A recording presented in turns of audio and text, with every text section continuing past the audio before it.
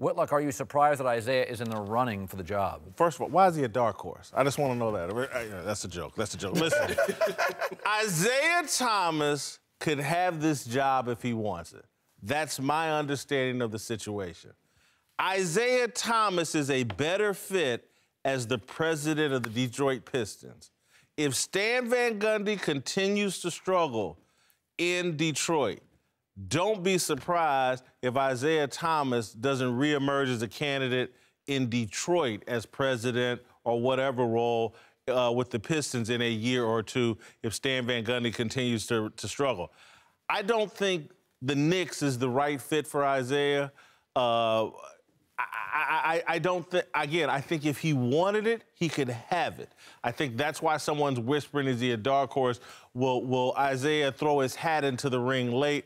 I don't think so. I wouldn't take it if I was Isiah, because you're never going to get a fair chance. When you're coming, I mean, he struggled.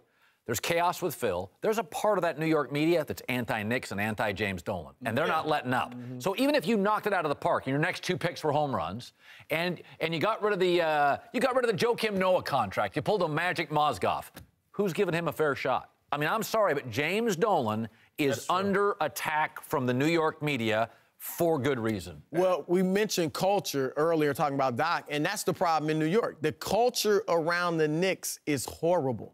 And, I mean, look at the legends, Lenny Wilkins, Larry Brown, Isiah Thomas, Phil Jackson. They've all failed there.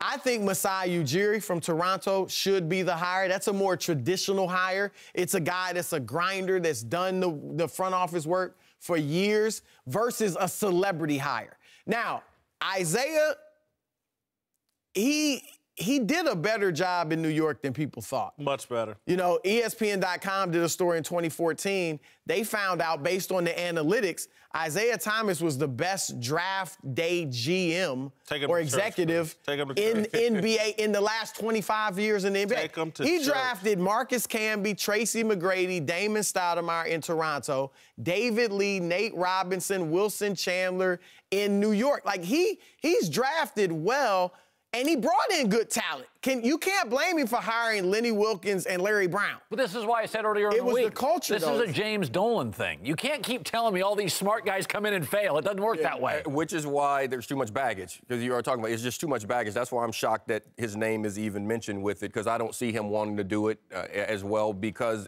he had an opportunity to do it before. Other ownership, he had an opportunity to do it before, and it's perceived. You're pointing out how it wasn't as bad as everyone thought, but it's perceived as horrible. It's perceived as horrible, and it's going to be very difficult for him. You look at what's on the books, where they are, the state of the organization right now. For him to come in and change anything, I don't know why he would want to do that. I don't know why he would want to step back and put himself in that situation again, even though it's the Knicks in New York. The hope of redemption.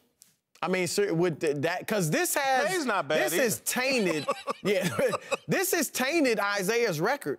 I mean, Isiah Thomas was one of the greatest players ever. Yes. Excellent human being. But we recognize that to some degree, but people always think of his executive But it does feel like high-profile Isiah, high-profile Phil. Yeah. It does feel like it's time for a grinder. Yep. It's just time for a R.C. Buford that I couldn't, you know, if it walked by me, I wouldn't know who he is. One of the great points you made the past couple of days about Dolan, even if you go analyze what happened to Isiah in New York, if you go read the stories and what actually happened, Anuka Brown Saunders was ready.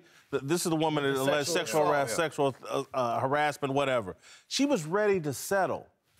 James Dolan wouldn't settle. They could have settled this for a few $100,000, and there never would have been the controversy. But Dolan is such a fighter, he just refused, and ended up costing himself $15, $12, $11 million. Isiah, his reputation. James Dolan, his reputation.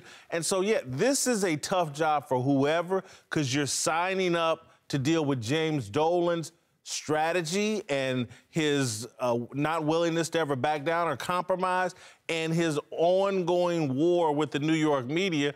And these guys are never going to be fair to James Dolan. And so that means they'll never be fair to whoever he hires. Exactly. And so Isiah may be better off waiting for the Detroit opportunity.